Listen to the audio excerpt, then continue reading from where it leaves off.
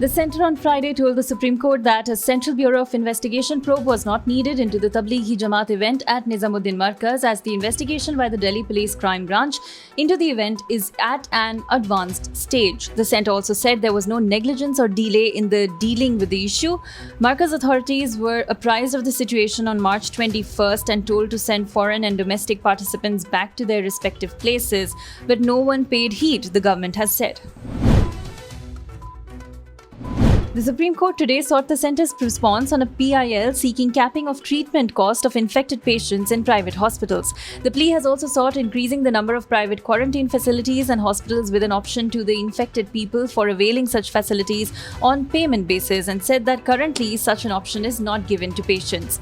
There should be a time-bound settlement of Mediclaim by insurance companies, and cashless treatment facilities be extended to all insured patients, the plea said.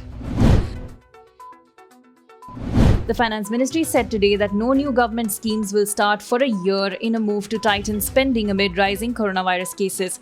All ministries have been told to stop sending requests for new schemes to the Finance Ministry. Spending will only be allowed in the Prime Minister's Garib Kalyan package and the announcements made under the Atmanirbhar Bharat package recently.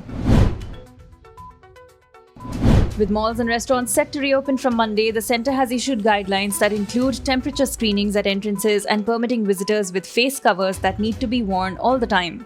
Cinema halls, gaming arcades and children play areas in these establishments will remain closed. Physical distancing of minimum 6 feet when queuing up or inside shops is required. Restaurants and food courts should encourage takeaway and have 50% occupancy only. The dine-in services are encouraged to use paper napkins and disposable menus.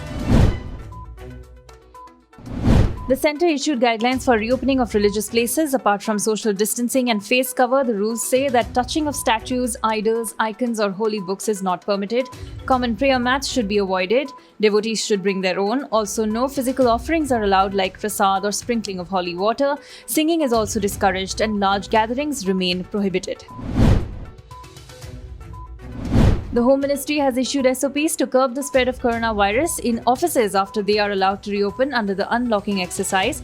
Offices are closed settings with many shared spaces and can contribute to the spread of disease faster. Regular sanitization, face masks, temperature screening and social distancing rules apply. Also, an entire office building need not be closed if 1 or 2 cases of COVID-19 are reported. But if there is a large outbreak, the entire building will have to be closed for 48 hours, disinfected and declared fit for reoccupation.